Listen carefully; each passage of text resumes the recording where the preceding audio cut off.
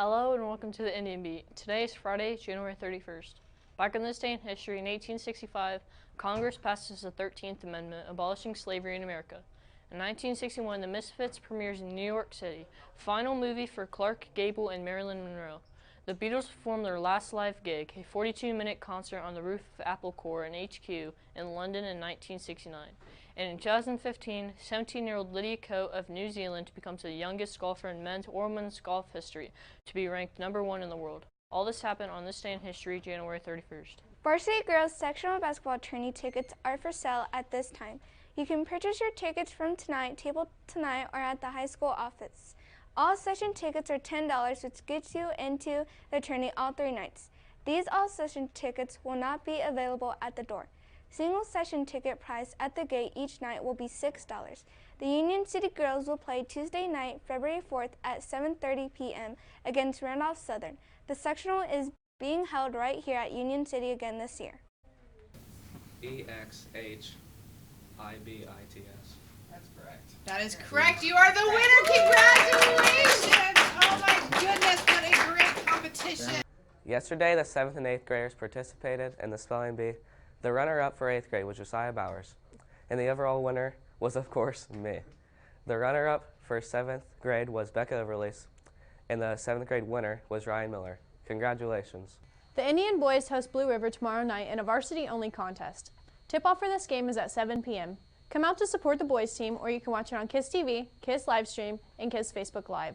Good luck to the Indian boys. Tomorrow, the Indian wrestling team will compete in the sectional at Jay County. The DECA chapter is running a program called Pennies for Patients in support of the Leukemia and Lymphoma Society. The LLS Student Series is a program to aid in the fight against blood cancers, and we will be having a competition between the Harbor classes to raise money.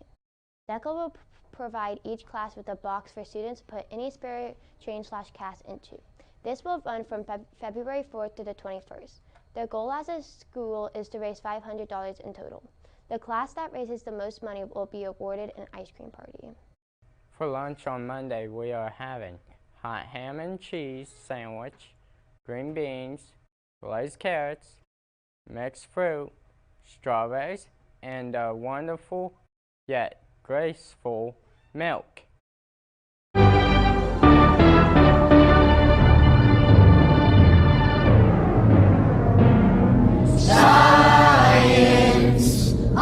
Good morning or good afternoon, Northside, high school, maybe even people in Versailles or whoever's watching today. We've got another Freaky Friday coming your way. It's kind of a fun one. It has to do with air pressure and the temperature of air being changed and what might happen. For instance, we're going to take a candle.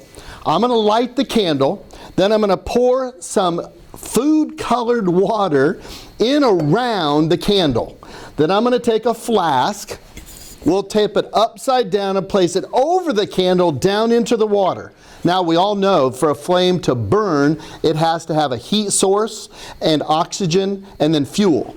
Well, the fuel is the candle and the heat source is my lighter, but the oxygen inside the flask, it's going to eventually run out. So the candle will eventually burn out as well.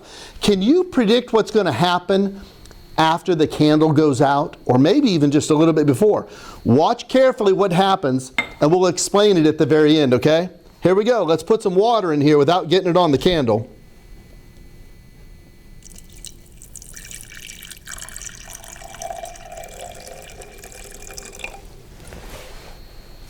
Grab me a tissue.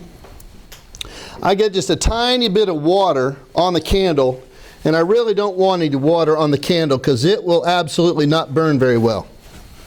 We'll light the candle, attempt to anyways.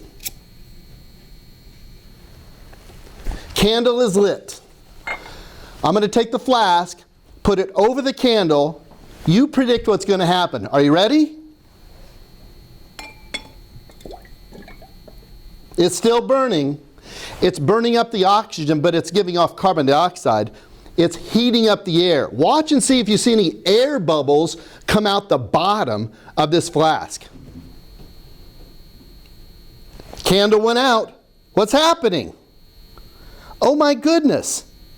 The level of the green water at the bottom got drawn up into the flask here. People say, well, you burned up the oxygen, so it drew it up in. No, what really happens, the candle heats up the air, it expands and pushes a little bit of the air out, and then after the candle goes out, the air gets cool and condenses and changes the air pressure in the flask, and then the air pressure out here pushes the water and goes right up in the top. Isn't that crazy? That's almost 1.5 inches or 2 inch difference from height of the water now, all because of the heated up air that was inside the flask.